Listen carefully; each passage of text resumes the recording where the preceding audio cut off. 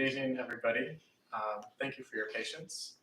I'm Brent Siegfried, representing the Catholic Society tonight, and it is my distinct pleasure to welcome our speaker tonight. A native Chicagoan, Representative Dan Lipinski, earned a BS in Mechanical Engineering from Northwestern University and an MS in Engineering Economic Systems from Stanford University. He went on to earn a PhD in Political Science from Duke University, and he subsequently taught at Notre Dame and the University of Tennessee until he was elected to Congress. A Democrat, Lipinski represented Illinois' 3rd Congressional District, which includes southwestern portions of Chicago and its suburbs, in the House of Representatives from 2005 to 2021. While a member of Congress, Lipinski was a member of the Blue Dog Coalition, which represents centrist Democrats. He was known in Congress for his work on transportation and infrastructure issues, but he also consistently identified as pro-life. Lipinski was Ave Maria University's commencement speaker in 2019, and last year in 2020, he signed an amicus brief to the U.S. Supreme Court requesting the overturning of Roe v. Wade. Perhaps the epitome of Catholic Society's theme for this year, Contra Mundum, Lipinski attempted to the best of his ability to remain true to his Catholic faith throughout his tenure in office. Like I said, it's my distinct pleasure to welcome to the podium Representative Dan Lipinski.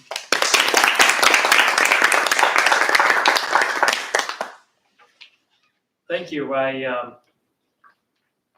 My first time at Hillsdale, so I've always had a good impression of Hillsdale, and over the last 10 years, I've known more and more couples that I know have kids who have gone here, and hear great things, including Liam over here, whose parents I know very well. So I was excited to finally come to Hillsdale, and so I want to thank the Catholic Society for inviting me. Thank you, Brant. Brant had interviewed me when he was the high school newspaper, Lions Township High School there, and so it's. I've only been here for a couple hours, but I think I've seen all of campus. But it just seems like a very, very special place. So I appreciate being here. I was a professor, as Brant said, before I ran for Congress. I was a political science professor, although I say, please don't judge me by that. Although you're here at Hillsdale, so yours professors are probably much better. I wouldn't elect most political science professors to any office at all. But again, your professors, I'm sure, are different. I've known more than a few political science professors. So anyway, I could talk for a long time, although I always say I love speaking and writing, but I have a limited vocabulary because I'm an engineer. Even though I got a PhD in political science, I have 2 degrees in engineering, and I'm from the southwest side of Chicago. I grew up in a very middle-class, blue-collar neighborhood, which I think was really good for to have that background growing up. But I went to a really good high school. I went to some great universities, but I don't think I had the type of education. And I don't. You probably have a better. Most of you, maybe all of you, have maybe better read in philosophy and theology than I am. Although I've learned a lot more over the last 10, 15 years, a lot listening to podcasts. So I just want to give you an opportunity. I'm not going to talk for too long, but I used to be a professor, teach some 3-hour classes where I had for students, I had to talk the whole time. Again, probably different experience than you have in terms of the class participation, but I remember some of those classes. And I was a politician, so I could talk for a long time, but I want to talk about what you're interested in. So I'll leave plenty of time for questions. But I want to talk to you about my experience. And I was at the National Catholic Prayer Breakfast, which is yesterday morning. So I was in Washington, and if I look tired, I am very tired because I flew out to Washington on Monday morning. I spoke at the reception for the prayer breakfast on Monday night. I got less than 5 hours of sleep on Tuesday. Went to the breakfast, flew home, drove here today. So if I look tired, I am. But so I go to the breakfast, and people know who I am, which is sort of, people say, well, you used to be a member of Congress, people know you. And I always thought, I'm doing a job, it's an important job. Part of it might be because my father was a member of Congress. So maybe that made it a little bit different, the way I sort of looked at it. I thought, I'm doing a really important job, but that doesn't make me personally important. So at the prayer breakfast, people know me, and I'm known as a pro-life hero and the last pro-life Democrat that was in Congress. And I never imagined that I would have never thought that was going to be me, or that's what I was going to be known as. That I'd be a pro-life hero. And I can't think of myself as being a hero, because I know more than anyone what my faults are, and I have feet of clay. But I hope that if I can be an inspiration, that's what I want to do. And hopefully I can provide you some inspiration to really live out your Catholic faith. But just what I want to talk about is so I was elected to Congress in 2004.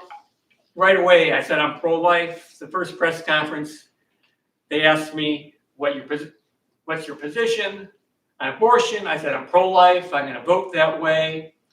I didn't think anything, more of it. My father had represented that district for 22 years. He was pro-life. There are a lot of pro-life Democrats and pro-life Democrats in elected office out of that district. A number of state representatives, state senators who are Democrats and pro-life. But I thought I was going to focus on transportation, on the Transportation Infrastructure Committee. I was on the Science, Space, and Technology Committee. So I'm very interested in science and technology and science, technology, policy. So I knew I was going to always be pro-life and vote pro-life, but I didn't think that was going to be sort of what I was known for. But as time went on, things changed within the Democratic Party. And there were times where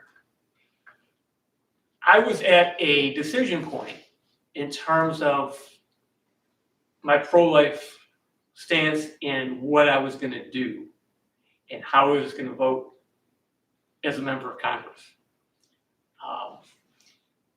Now, I'm someone who, I can make it more dramatic than it was. I mean, it was dramatic, but I could make it even more dramatic. But honestly, I'm a professor. I'm an academic, and I can see both sides of everything, pretty much. And I'm not the best at making decisions. I think I'm a good decision, but I spent a lot of time fretting over making decisions. But I never, even though it was difficult, I never thought about not being pro-life. I never thought about backing down from that. But there were times that came up that sort of, for a lot of people, and I saw a lot of other people who probably came in just like me, with the idea that they were pro-life, and they were mostly Catholics. You're in the Democratic Party and you're pro-life. It's almost certainly because you're Catholic. But I saw a lot of people sort of give that up. Now, the first real big sort of decision point, if you can call it that, came in 2009. Now, I'd had opponents in Democratic primaries every 2 years, have to run. I always have an opponent who run against me because I was pro-life and used as an issue against me in the Democratic primary. I never had a really, that tough of a fight. But I also knew, being pro-life, though, that I was never going to be elected to another office as a Democrat because I couldn't win a primary. I couldn't win a statewide primary in the state of Illinois as a pro-life Democrat. I couldn't rise in party leadership because I was pro-life. And I knew there were people in my party who really didn't like me because I was pro-life. But I figured in my district, I can be pro-life. That's not going to be a problem electorally. But the party changed from the time when it came in and was first elected in 2004. And 2009 was a really big turning point. 2009, the Affordable Care Act, Obamacare. So President Obama gets elected in 2008, Democratic majority in the House, 60-vote Democratic majority in the Senate, so it's filibuster proof. Got 60 votes there. And so what President Obama really wanted to do, what Democrats in Washington wanted to do, is the Affordable Care Act. So it was really providing money to people to purchase private health insurance. So people who were uninsured, who didn't have, weren't getting insurance through their job. That was the general gist of it. But a big issue of contention was, can this funding from the government, so taxpayer funds, be used to purchase health insurance that covered abortion? So the House acted first on it. And there were a group of us pro-life Democrats in the House who said we'd not vote for the bill unless it specifically said that this subsidy that you'd receive from the government it had to say this cannot be used to purchase health insurance that covers abortion. And this bill can't in any way, money from this bill can't be used to pay for abortion. So we held out, the group of us held out, and finally it got to a point where Democratic leadership, Speaker Nancy Pelosi, figured we can't pass this bill without these pro-life Democrats. So we're gonna give in. We're gonna allow a vote on the floor, an amendment that was put forward by Bart Stupak, Democrat from Michigan, that put that into the bill. And so we got that passed. A quarter of the Democrats in the House, about 64 Democrats, voted for that. It got into the House bill. The bill passed the House. The Senate then had their own bill. Very different. They constructed their own bill. The Senate bill did not have that in there. Okay. So then what would normally happen next? The House and Senate, come up with a compromise, but Senator Ted Kennedy died. He was temporarily replaced by a Democrat, but then there was an election and a Republican won. There was no longer 60 votes in the Senate, Democratic votes in the Senate, to pass a health care bill. So it was either the House had to pass the Senate bill or had to start from scratch, and it wasn't going to be anything like the big bill that President Obama wanted. And so then it was up to the House had to pass the Senate bill. And so a group of us pro-life Democrats, again, said, no, we're not going to vote for this. But they managed to pick off Democrats, these pro-life Democrats, one by one. So the pressure at that point was really tremendous. I mean, I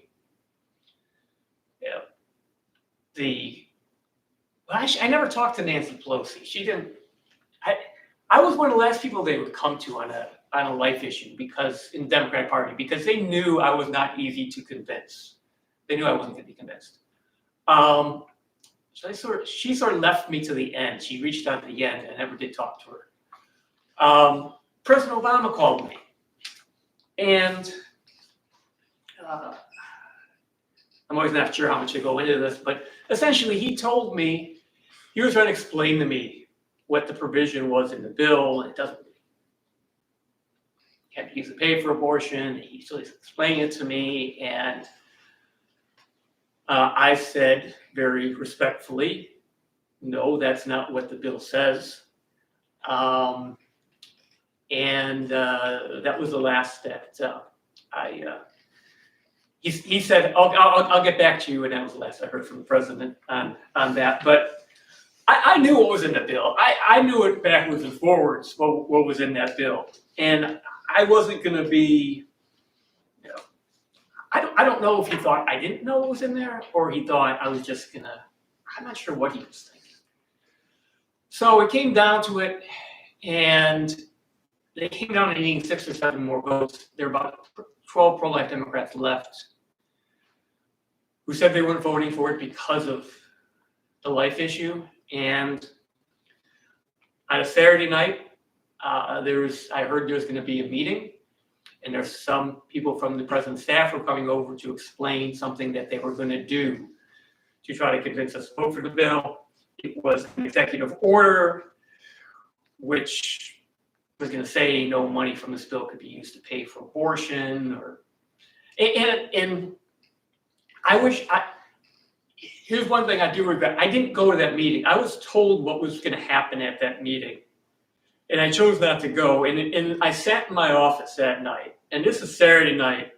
It was like 10:30, 11 o'clock. And then finally got to the point where it was like, I got to go. And I got there, and the meeting was just over, and they told me what was offered, and that almost all those Democrats were going to accept it. I thought, this is just a fig leaf. It's not going to change the law. The executive order is not going to make a difference. The next day, there's another meeting, and they said, okay, here's the final language, and I was at that meeting and said, we need you to, each of you, we're going to go through one by one. Are you going to vote for the bill now? And they went through the 12 Democrats in the room, and I was the only one who said no.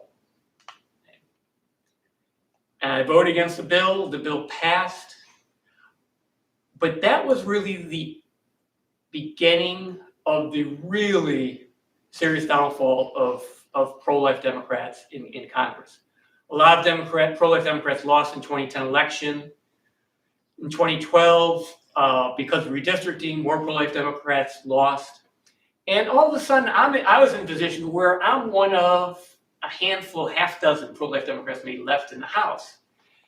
And like I said, I didn't plan to be, I didn't get elected to Congress to be the pro-life Democratic leader.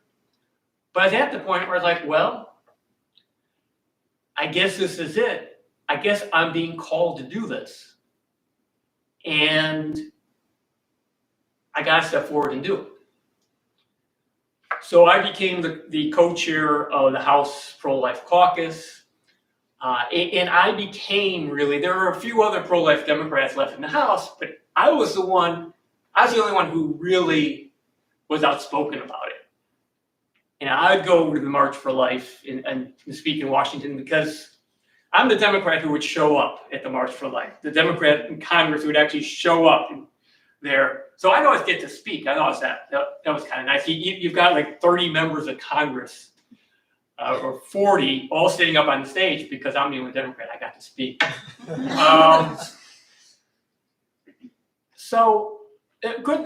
Going back, the good thing in 2010, the Democratic primary was over in Illinois when that vote occurred. So it was a much tougher election at that time. Wasn't for it. But I didn't really have trouble in Democratic primaries in 12, 14, 16. Then Donald Trump got elected. So, that first decision point really for me was stick with being pro-life,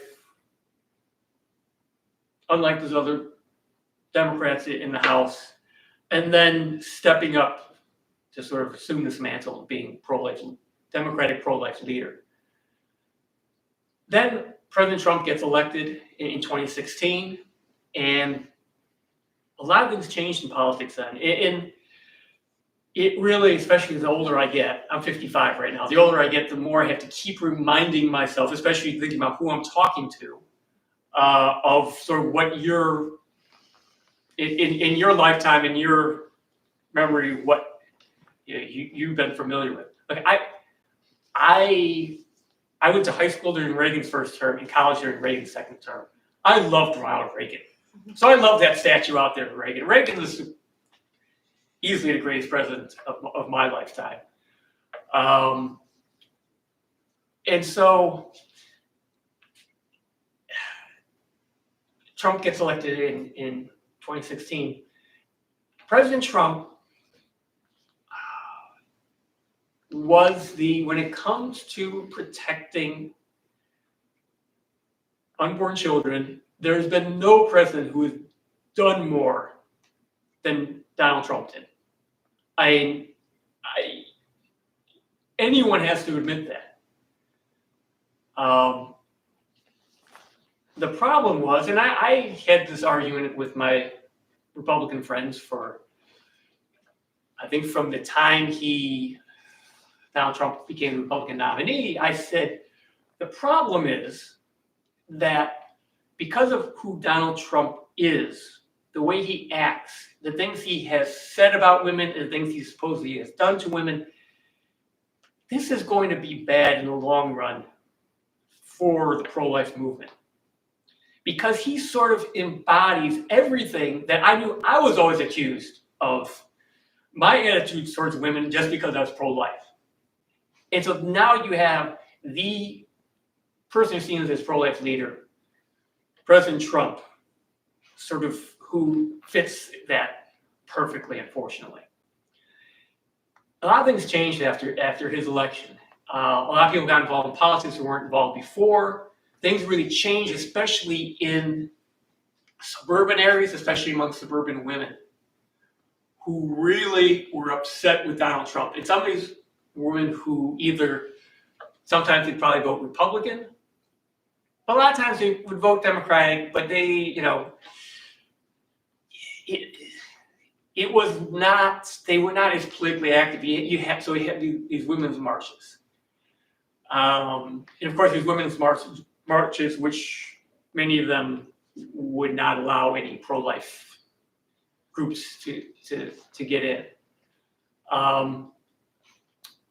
So it was very clear early in 2017, there's a decision made by whoever in the abortion lobby to target me in the 2018 election. They found a candidate, a woman who lives in the suburb actually right next to where I live. She supported every radical position of the abortion movement. They spent more than $3 million against me in that primary election. And everything, it was nonstop. Mail pieces. There had to be at least 15 mail pieces that came out. TV commercials, billboards, all attacking me as being anti-woman, attacking me as being Donald Trump's best friend. And almost all of it because I was pro-life. And most of what they talked about, especially in the mail, was all about that issue. And I also, and I hate complaining about the news media because I don't want to sound like a whiner. I was very clear the news media, most of the news media did not like me because I was pro-life. They gave a lot of favorable coverage to my opponent. So it was a very tough fight. And on election night, I won 51-49 in 2018. I knew it was going to be close. I didn't think it was going to be that close. I was surprised it was that close. So it was very clear to me that 2020 was going to be really, really tough in the primary. The same woman came and ran against me. She I won't make any more comments about her. I just say on election night, she didn't concede because she said, I hope Mr. Lipinski has a very painful night. So I mean, one thing I think it's important, and this is one of the, and a lot of things about Donald Trump disturb me, but the whole treating people well is, I think, just so incredibly important. I mean, we have to treat others, no matter how much we disagree, treat them with respect. And it's in politics especially, it's gotten so bad. But everything, I mean, you know, you live in this world now. Things didn't used to be this way. Things that used to be, people didn't used to be so openly hostile to each other. I mean, I saw this not just on social media. I mean, I had people, you know, through the years, and it got worse in the last few years. People had no trouble coming up and screaming at me about my horrible anti-women attitude and position on life, and would yell profanity at me. And like, it's just, it's something that bothers me, but also bothers me maybe even more, because I know any of us, when we hear that, see that, we want to strike back, and that's one of the hardest things to not do. But I think we can't do that. I mean, if we are really going to respect every individual's dignity, we have to refrain from going down to that level. So next election, the 2020 election, same thing happened again. All the money came in against me, but this time, so presidential election's coming. There are 5 Democrats running for the presidential nomination who endorsed my opponent.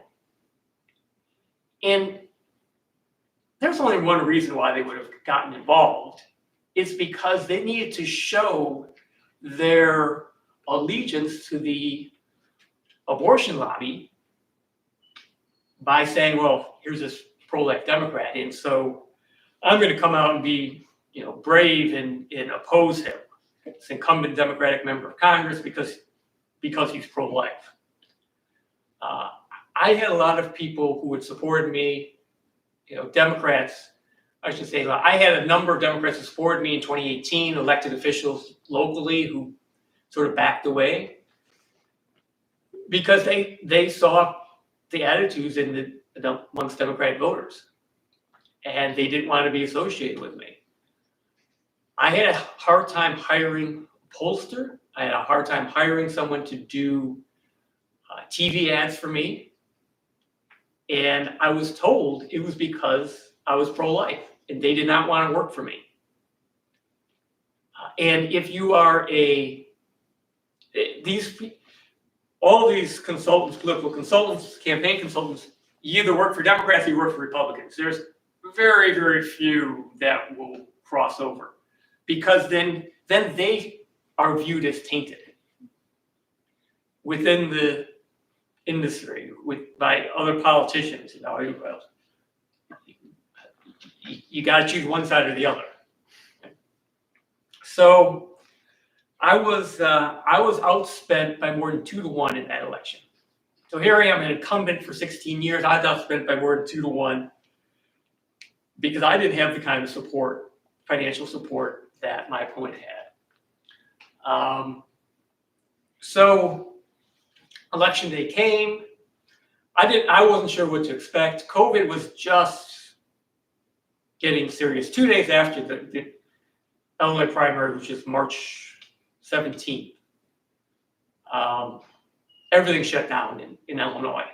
And so things were starting to shut down, and some polling places were closed down. Some people were afraid to come out. And so it made things a little even more uncertain about what was going to happen. The little bit of polling I had it really close.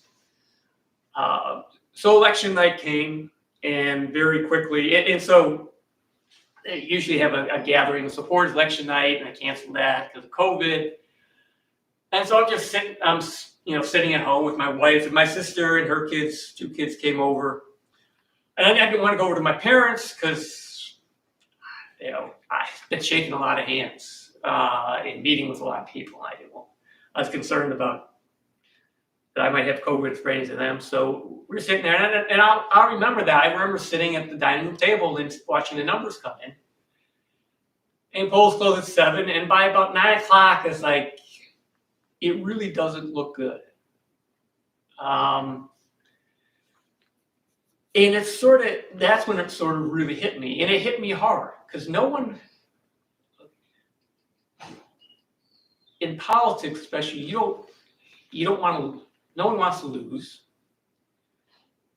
It is so an all-encompassing of your life that it's hard to even think about giving that up freely and retiring. We see there's way too many people in Congress who stay way too long because they just can't manage to give it up. And part of it is, there's different reasons for different people. Some of them, they love to be called congressman or congresswoman.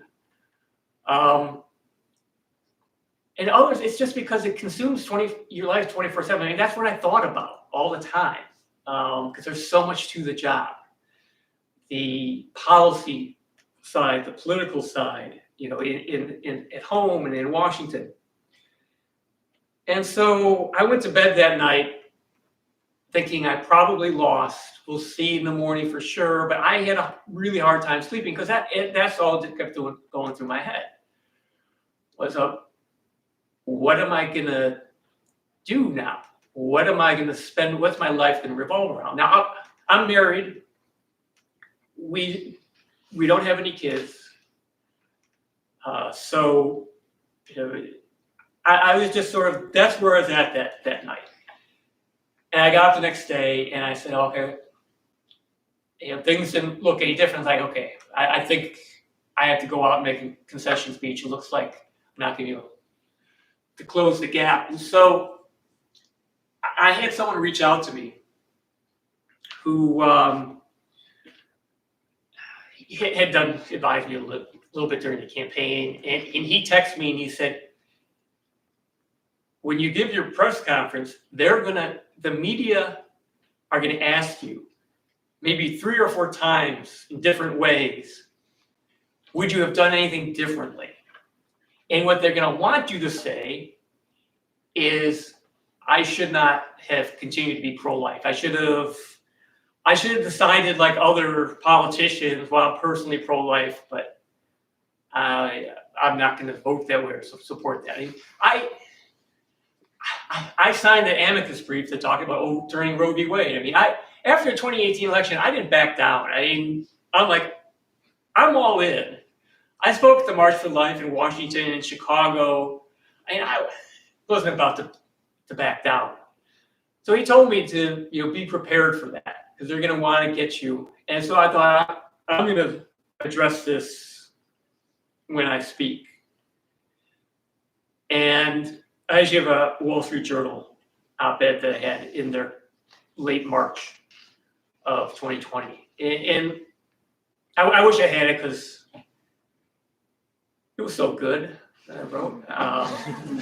And I can't come up with it exactly again. But I said, look, I was, the reason I lost was mainly because I was pro-life. And I said, but because my Catholic faith teaches me, and science shows us that life begins at conception. In believing that, I need to do everything I can to protect that life. And I had got this from a friend of mine that, standing with the vulnerable, someone's going to be able to tell me who this originally came from. Something along that, standing with the vulnerable makes you vulnerable. but I could not have done anything else. And I said, the Democratic Party always preaches, standing with the most vulnerable. And so that's what I would always say about being a Democrat and being pro-life, is these are the most vulnerable in our country today.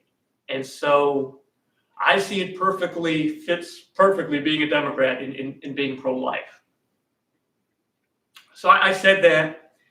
Of course, it didn't stop some reporter from saying, well, have you ever talked to Senator Kane about how he is personally pro-life? And I said, I just don't see how if you really truly believe that is a life, that you could say, well, I'm not going to do what I can to protect that life. So after I walked out of there, I actually, and said that, I felt a lot better. I had carried into there still feeling like, oh, what am I going to do now? What's going to be the center of everything that I'm thinking about? I'm not running for office anymore. I'm not going to be a member of Congress. But I really felt like I knew that I had stood up for what I believed. And that was much more important to me than being a member of Congress. And then I started hearing from people. Calls, emails, text messages. And I mean, from that afternoon on, I didn't sort of that whole everything about losing. And I had thought before this, I thought, how am I going to deal with losing? How am I going to feel? What am I going to do to go on? But I felt a million times better than I ever imagined I could feel after losing election. And I think a lot of people don't understand that, especially a lot of people in politics, I think, don't understand that. But it was, I stood for what I believe. And there's nothing more important than standing up as a faithful Catholic. And the other part is I actually realized this after the 2018 primary election, that was a close one that I won. I also realized people are looking at me. Like, I was just, again, and you probably find this hard to believe, like, well, you're a member of Congress. But I started feeling like, I'm doing a job. It's a really important job, and I'm doing a job. And I'm doing the best I can at this job and working hard at it every day. And I hope that that's recognized that I'm doing it, but I am not anything, beyond that, besides someone doing his job well. I didn't really look at that. But I realized after the 2018 primary that there are people looking at me for standing up for what I believe in, standing up for the faith, and sticking with it. And realizing that, I started thinking, God has given me something here. And again, I never expected to be in this position whatsoever. Being a pro-life hero. But God put me in that position, and I thought, I need to, going forward. And at that point, it was 2 years before I lost. I started thinking, I've got to do more of this and do more witnessing. And so it just really, nothing makes me feel, there's nothing that I ever did in 16 years as a member of Congress that made me feel as good as being able to talk to people who appreciate what I did and hopefully help be an inspiration to others. And I was just talking about this at dinner, our society especially, in America, winning is everything. And if you don't win, you're a loser. And being a loser in America is terrible. Look at Donald Trump calling people losers. And sort of that was the lowest thing. And as a Catholic, we gaze upon the crucifix. Jesus Christ was the biggest possible loser in the world at that time because he suffered the worst fate that could be imposed on somebody at that time, to be crucified. And if we as Catholics, especially, I think all Christians, but especially as Catholics, cannot understand the importance of witness and losing in the short term in personal losses, if it forwards the kingdom of God, if we're by inspiring others, then we have to be willing to embrace that. Again, I didn't want to lose, and I don't want anyone to think, and sometimes I fear people that, well, Lipinski really wanted to lose. He really didn't care. I worked harder in that 2020 election than anything else I ever worked on in my life. But losing, it wasn't the end of the world. It wasn't the worst thing, and maybe it was the best thing that could happen. So Catholics have understood the importance of, Catholics especially have understood the importance of wisdom. St. Thomas More, how many people have seen A Man for All Seasons? If you haven't seen it, you got to see that movie. I'm not sure how many of the lines in there are all accurate that he said. There's so many great lines in that movie, and some of them we know are accurate. But the whole thing of being a witness, in 1929, G.K. Chesterton said, Thomas More's witness, and now I can't remember, what was the year? Anyone know the year off the top of their head? I forget years. Good, because I can't remember either. After all those hundreds of years, so Chesterton said this in 1929, Thomas More is more important in 1929 than he was even when he gave his life. And 100 years from now, Chesterton said, 1929 said that, 100 years from now, he will be even more important. And I think that's true. So see the movie. It is one of the, it's just a great example of someone who he wasn't looking to be a martyr. And he sort of tried everything he could to sort of not be that. And he was giving up. He had a family. He had kids. But he knew that he could not, he couldn't give up on the truth. And it cost him his life. And people, through the years, people would compare me to him, and I'd always sort of brush it off and joke, I hope I don't wind up losing my head. And I lost an election, but I knew that wasn't wasn't going to be the end for me. But and I'm hopeful.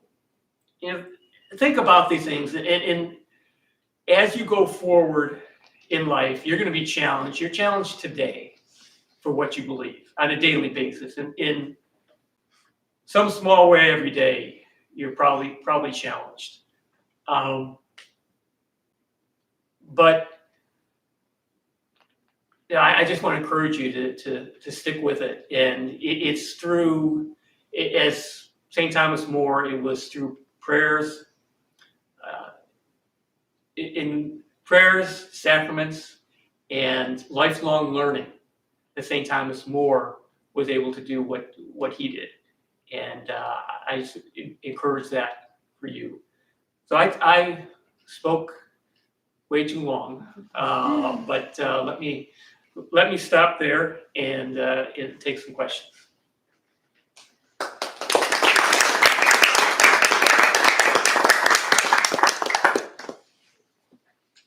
me started. Yes. Thank you so much for coming to speak with us. I really appreciate it, and for all your years of service too. Not to get into anything too contentious, at least not for that end, but in the last couple of years, the Holy Father has made a lot of comments with regards to politicians that publicly support abortion, with regards to the reception of Holy Communion and those sorts of things. And I just wonder, from your perspective on the inside, both in terms of Catholic voters, but perhaps much more importantly, Catholic politicians, how that has played out and what impact that's had, sort of the importance of that. Oh boy.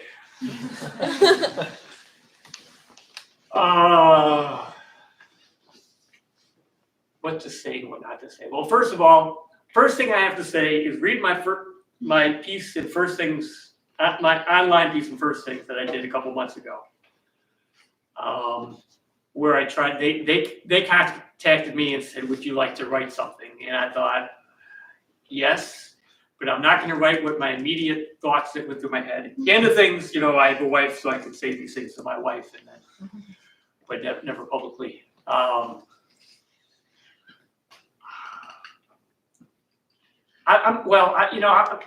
thinking, the first thing I started thinking about, I thought you were going to ask me about what the Pope said today. And I didn't have enough time to really, I read through it very quickly. Not while I was driving, of course. And it was very confusing to me, which, not surprising.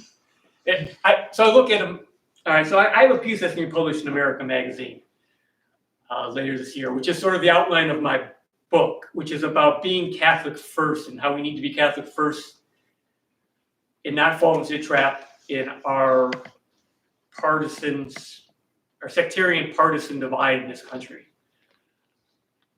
So that's I have to preface why I get the email, why I look at America Magazine. I was educated in a Jesuit high school. It was a great high school. I was not always sure the Jesuits were Catholic. I'm not sure my high school was pro-life at the time. They are now, though. It's good to see. So anyway, so I saw something in America. That was all the preface. This email I saw in their headline in America Magazine was, "Pope says he never denied communion to anybody." And I'm like, that wasn't what I got out of quickly. I got that. That was what he did say that. But there's a lot more he seemed to say before that about if you're going to receive communion, you need to be in the community. And essentially what I read was he's saying, if you're not following Catholic teaching, you are taking yourself out of the community. That's what my quick read was of sort of what he was saying in a very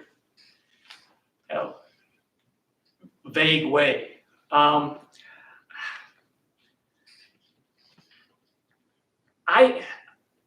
I never want to tell the bishop what to do. And that was the thing about writing this piece. And I don't want to be seen as, and I don't want to condemn some of my former colleagues who are still considered friends of mine. But I think the bishops, let me get out of it this way by saying, when you're a politician, okay, say you're a Catholic politician, everything that you are the pressure that you are under, if you're in the Democratic Party, to not vote pro-life is tremendous. And on top of that, and we went through this in 2010 with the Affordable Care Act. We went through, and you're too young to remember this, a terrible problem within the Catholic Church. I was called into Steny Hoyer's office. Steny Hoyer's the number 2 Democrat in the House. And he said, and I heard this from many other people, well, the Catholic nuns say that this bill doesn't pay for abortion. And so there's a real effort to use that divide, which is in the church, and to use that for political reasons. Okay? So even if you are a Democratic Catholic politician, and I saw my colleagues, Democratic colleagues, going through this, I had one of my colleagues come up and say to me, I'm still out there saying I'm not going to vote for this bill because it funds abortion, but you've got these nuns out there saying it doesn't, and I don't want to look like a nut by continuing to say I'm not voting for it because it does fund abortion. So it's even hard within the Catholic Church. There are people who are sort of muddying the waters. None of us want to make tough choices. None of us. If we could somehow muddle through without having to choose, that's what we all want to do because that's human nature. We're all that way. So I think a lot of these politicians sort of look at it, and I hate to give my conjecture, but you look at it and say, well, I'm Catholic, but I'm not really sure. Does it really mean, I've heard different messages throughout my lifetime about, does this really mean, if I'm personally pro-life, that as an elected official, I have to force on other people?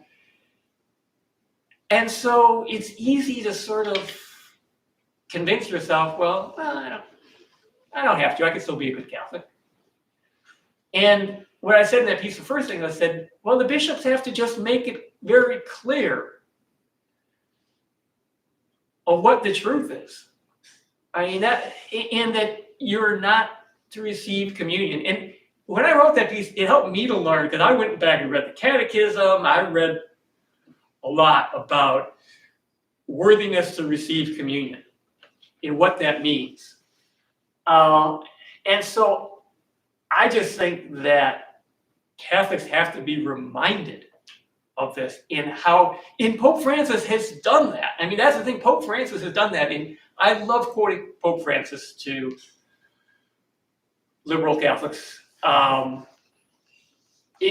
people in the secular world who like to twist what Pope Francis has said. And one of my favorites is abortion is like hiring a hitman to get rid of a problem. I think he said today, it's homicide. And if we accept that in our society, we are accepting homicide every day. I mean, that's pretty clear what he's saying there. So that's my long way around answering that. And I can keep going, but I'll stop there. Another question. Yeah. How do you go about taking in the consequences? I've heard of getting rid of Roe v. Wade. I've heard a lot of arguments that it's irresponsible to completely get rid of it in one fell swoop because the culture will not accept it. There will be a backlash in local policy. Can you just kind of speak on, from more of an inside perspective, what you actually think the consequence of a rather dramatic move like that would be? I think, first of all, you're going to see a lot of, right now, it's very easy for a Republican to be pro-life and support pro-life policies.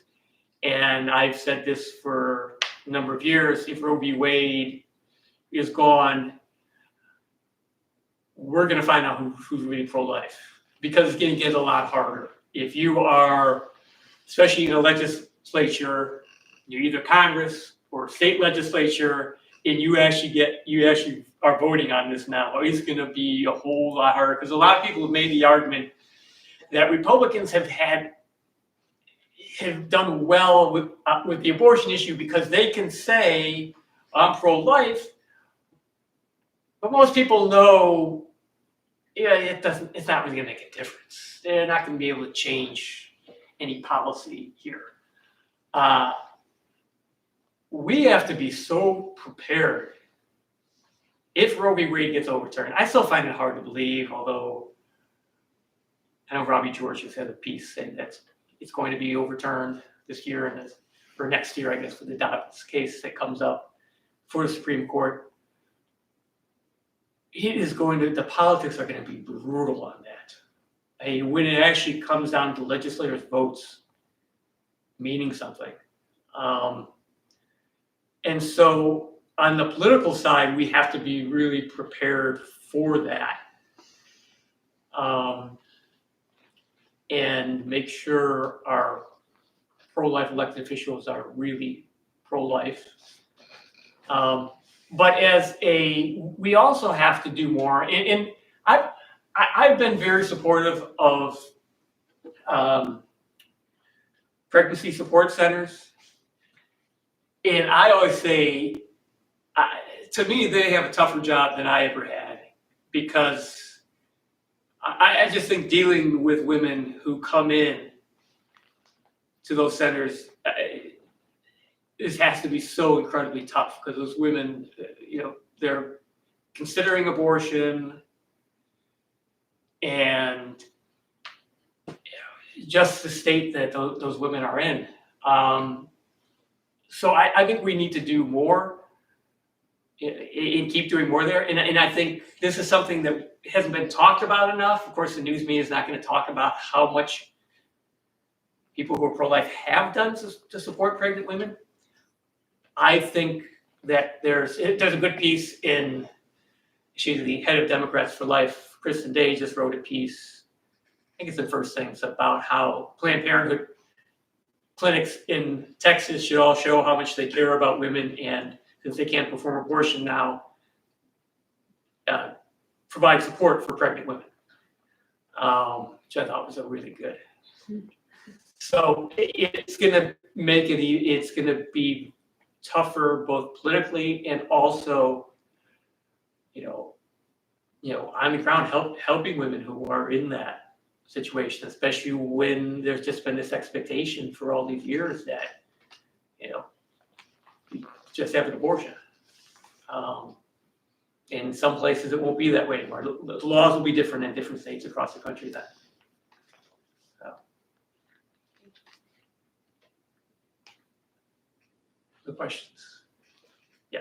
Now that you are out of Congress, what is next for you in life? I'm glad you said that, because it finally reminded me when I'm going to say it is, well, first of all, danlipinski.com is my website. I put a lot of work into that website, so if you want to see what I'm doing, danlipinski.com. I'm tweeting, and if anyone tweets anything about this, Dan Lipinski 2, not Dan Lipinski, is my Twitter handle, because Dan Lipinski was my campaign one, and I did not want all those trolls, who were a large majority of those who were following me on Twitter. I didn't want them following me, so I'm now Dan Lipinski 2 on Twitter. I'm doing some consulting to make a little bit of money, a very little bit of money, and I'm writing and speaking, and I would like to wind up at a university or a think tank, but preferably a university. I want to evangelize. If I could spend the rest of my life writing and speaking about things that really matter to me, especially of Catholic evangelization, there is nothing better for me. I'm also doing some work for the Victims of Communism Memorial Foundation, because going back to my loving Ronald Reagan, as a big anti-communist, still a big anti-communist. So does anyone see? So do you think? I'm take a poll here, or just get your thoughts. Is China communist? Is the Chinese government communist? Or is communism that thing that existed in the past? I'm sort of interested in what young people think about this. Yeah. It feels like a trick question, but I'll jump on the grenade. I think the Chinese government is communist. It's clear from my perspective. Do you separate it from Soviet communism and the Cold War? Yeah, certainly. I think in a variety of ways. On the one hand, it has turned out much better for the quality of life for a lot of people in a certain way. And that's no praise of the system, but I think just as a matter of fact, that's one large distinction. And it also seems to me like the level of involvement, government control in certain market issues is a bit reduced from what it would have been in the Soviet Union. And then also with the general population, human rights types of things, while still pretty awful, are maybe not quite as bad. And I'm sure there's much more could be said, but I think those are some distinctions. Because I'm doing this work for Victims of Communism Memorial Foundation, and I got into a discussion with a friend of mine. Actually, he's close to my age. About he sort of sees and thinks of communism. He thinks of Soviet communism in the Cold War. It doesn't think about China and North Korea. And fighting, being anti-communist is being against those types of governments also. I don't want to get off on this tangent, but I just thought I have an audience here of younger people who I could ask that question. All right, we'll go back. So that's what I'm doing. So I'm doing a lot of writing right now and working on. So this piece that's going to come out in America magazine is the outline for my book, which I still plan to write. Haven't gotten. Once I get that piece finished, I really have to jump into it. But I'd like to end up at a university or think tank eventually. And people always ask. So many people tell me, "Oh, you should run for Congress again." And I always say, "Well, I never say never. I'm not planning on it." But off the Catholic topic, I'm also writing on, besides sort of Catholic issues of being Catholic, about Congress and the problems with Congress. And I have very strong opinions on that. The Congress is not whatsoever operating as it was intended to by Madison. It is, it's a big problem for our country. And one of the reasons why I'm not really jumping at running for Congress again is because most members of Congress now have very little power to impact public policy because everything is run by the party leadership, especially in the House. Everything is run by party leadership. And that was a great frustration of mine. That I've said for a number of years now, you could be a trained monkey could be a member of Congress, because when you vote on a House floor, there's an electronic machine, you put your voting card in, and then 3 buttons light up. Yes, no, and present. So yes is green, no is red, present is yellow. So if you had a trained monkey who you could get them to push the correct button at the correct color at the correct time, that's all you need to do, because members just follow the leader. And the speaker is involved in the writing so much legislation. All the big legislation is written basically in the speaker's office. And that's not how this country was. So all of you should know, being at Hillsdale, and I've learned so much more. I mean, I was a political science professor, American government, and I've really dove more into the Federalist Papers in the past year and talked to people about what Madison envisioned and how Congress, especially the House, is supposed to be the place where elected officials from across the country come together and bring the opinions, the interests of their constituents together, and they deliberate. And deliberation to come up with the best policy for the country. And everyone's, at least every voter is represented. Every voter has their voice, has a representative that's going to be able to contribute their voice and their individual voices, because the diversity in this country, even though most people today in this world, you understand better, but most people in this country think we weren't a diverse country when it was founded. This is the most diverse country in the world when it was founded. And that was a great concern that they had because it was so diverse. And there were people who were like, well, can a diverse country like this really hold together? And Congress was meant to do that. And like I said, especially the House was meant to be the place where, all right, all voices are heard. And now you don't really, as a representative, you are more representing the party rather than your constituents. And I think it really cuts down on the diversity of voices that get brought to the table in Washington. All that gets brought to the table is whatever the Democrats on one side, Republicans on the other side, and it's very centralized what they want to do.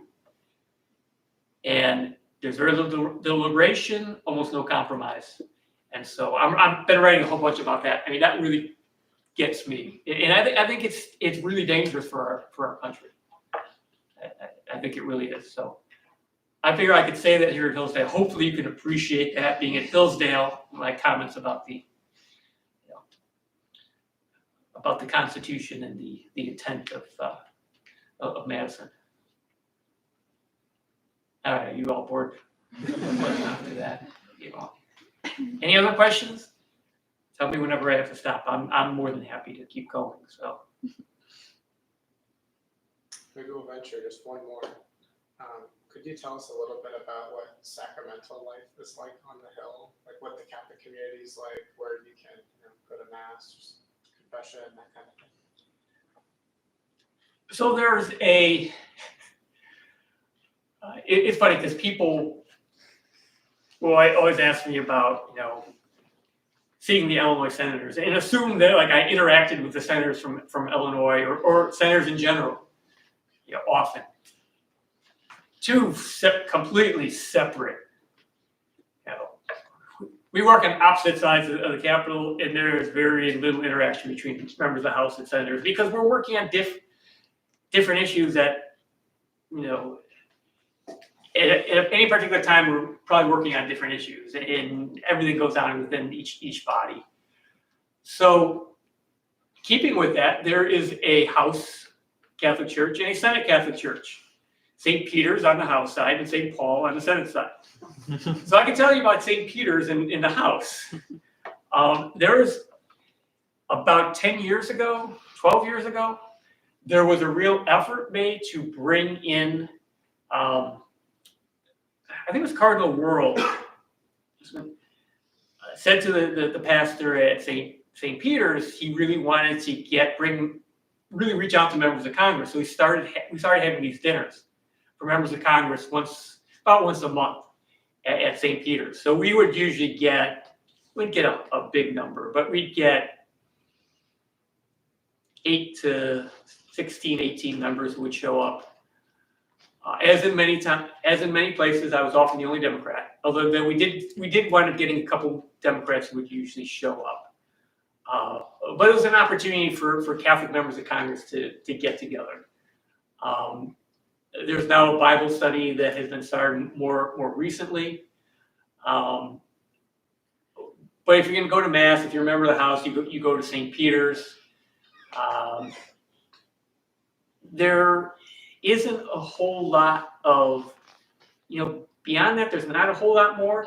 There's a Catholic Staff Association for Catholic staff, which is sort of they're starting to do a little bit more now than they used to.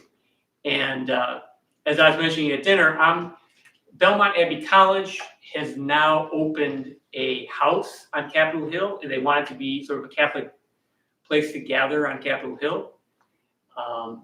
And they're also talking about, I know Hillsdale has they have a master's program out in Washington. Belmont Abbey is talking about doing a master's program for Catholic students who are interested in government or politics. And this has been an idea that I've been talking to some other members of Congress about for 6-7 years. Anyway, so I'm involved with that. We're going to see what happens with this Belmont House in Washington. But I think it's really important for there to be more. But St. Peter's Church has done a very good job for Catholic staff. over the last 10 years. When I got there 16 years ago, there wasn't much, but they've done a lot more. And in terms of members, there's more of Protestants, evangelical Protestants do a little bit more than the Catholics do. But there is some of that. And most of my best friends in Congress were Catholic Republicans, because we share so much and go through the same sorts of struggles and share the faith. So there's a book which I've never read, but I have a chapter in it. I read that part. Something like God is in the house. It's Virginia Fox, who's a representative from North Carolina. She sort of got this together, but it's, I think, 10 or 12 members of Congress talking about their life on as members of Congress, their faith life as members of Congress. Which now I mentioned that, maybe I should read it. I hate to say it, especially as an academic. I just stopped reading books because I don't have the time to read books. It's terrible. I hate admitting that, but I started up again. So. Anything else? You can tell I could just keep going rambling on.